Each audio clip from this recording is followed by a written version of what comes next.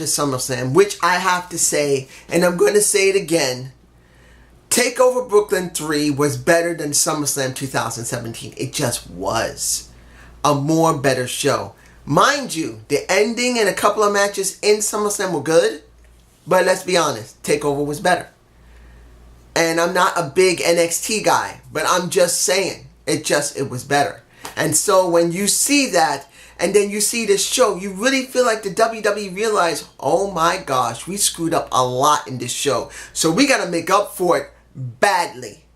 So this is what we got. Opening of the show, Brock Lesnar, Paul Heyman, a promo segment, and a Braun Strowman kicking the ass of Brock Lesnar. Here's my problem with this, but also my hope. My problem is this. Will Brock Lesnar do a full program with Braun Strowman? Or are they going to be stupid enough to do this short term? Like maybe next week or the week after, or probably next week. Braun Strowman is going to have a match with Brock Lesnar. Instead of for the pay-per-view, instead of setting it up for the pay-per-view, they're going to do this as quickly as possible because Brock Lesnar, his contract doesn't say that he has to work regular Raw shows. He does a pay-per-view or two, he's gone. So my hope that he's not doing that and he's going to set this up for No Mercy. That's what I'm hoping for. That No Mercy is the target for Brock Lesnar and Braun Strowman. Not next week or maybe the week after is Brock Lesnar and Braun Strowman. That's what I'm hoping will not happen. Now, Sasha Banks, want to get this over with. Didn't care. I didn't. You needed Nia Jax here. As I said before, I don't hate Sasha Banks. I don't hate Alexa Bliss. But we've seen Sasha so many times, and now she's worked with Alexa Bliss more than a few times. We've seen the same thing over again. It feels stale. And that's what's killing me. I should not feel that Sasha Banks, who is the most polished of all the women, feels stale. But she does. It would have been better for Nia Jax to win. And then Nia Jax had that match with Emma, who just got herself laid out. And tell me if you remember below that they were talking about, what was that? A submission match or some type of match for Emma and Nia Jax? I don't know exactly what was said. It sounded almost like submission, but it was not. I'm hoping I heard it wrong. Probably I did, but that's how I feel. And now, Finn Balor versus Jason Jordan.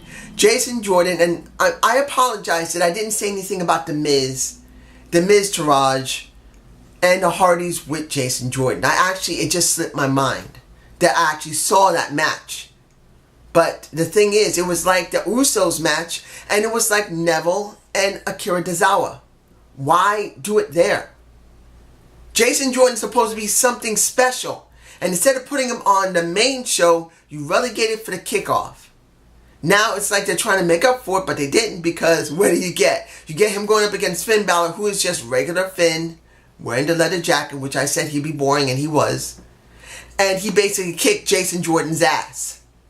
Now, if this is part of storyline, I can understand what's going on. Eventually, you might have Jason Jordan turn heel, and then his dad turns heel to help him get over, and we'll go from there. But if that doesn't happen, this was just a complete waste of time.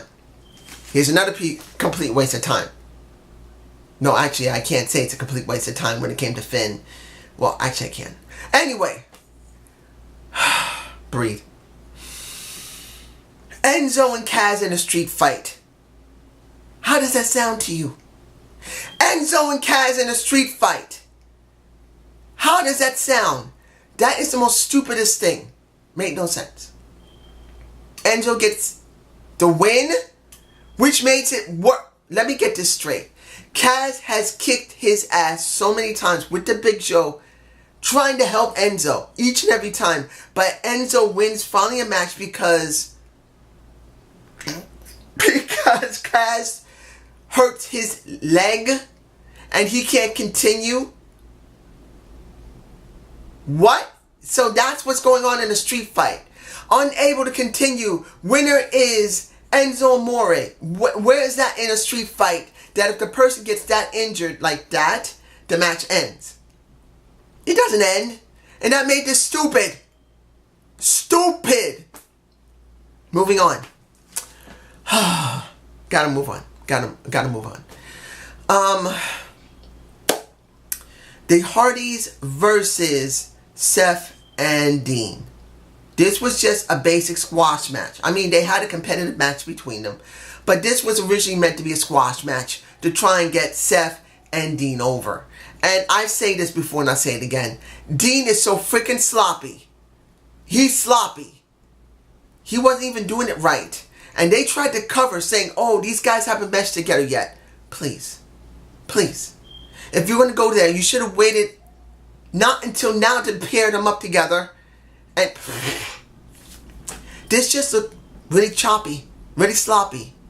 And it makes me angry to see that the Hardys, who were hot beyond stink in April, May, June, July, August, 6 freaking months later, they are irrelevant.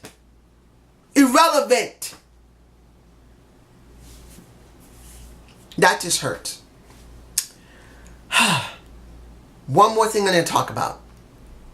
And that's the end of the night. And that is what happened with Cena, Miz, Joe, and Roman Reigns. People went crazy once they saw Cena 1.0 with his replacement number 2.0. And then Joe comes out and says his bit, calling Roman, well, you're my bitch. Then The Miz comes out before Joe. Says, and it cuts a beautiful promo, which, mind you, because I forgot about saying something with The Miz, I didn't realize that the entire audience wasn't even there. It was practically empty when he did his match. He cut the most beautiful promo. That was so much like I know it had to be to a point, a work. Doesn't mean it wasn't true. It was a feel of a shoot, and I think it came very borderlining shoot. Because I don't blame The Miz getting truly upset about what happened. He performed for nobody on the kickoff show. As the first match of the night, there was no one there. I wish I had remembered this when I did the pre-show for my SummerSlam. I just forgot because the show just was ridiculously bad. But I don't blame him for getting angry. That was a shoot. That was the most beautiful shoot I've seen in a long time from The Miz. I mean, he does great work, but that one was so real to life. I feel like it was a shoot. Let's be honest, it was a shoot. But in the end, we get the match. And then you see the Wonder Twins work together and win, at least until Roman Reigns punches John Cena in the face. And John's looking at him and saying, okay, fool me once, okay. And then he says, my bad, I'm sorry.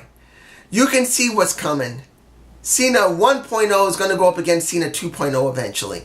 It's going to happen. Will we get a repeat of Cena versus not Bray Wyatt, but Daniel Bryan?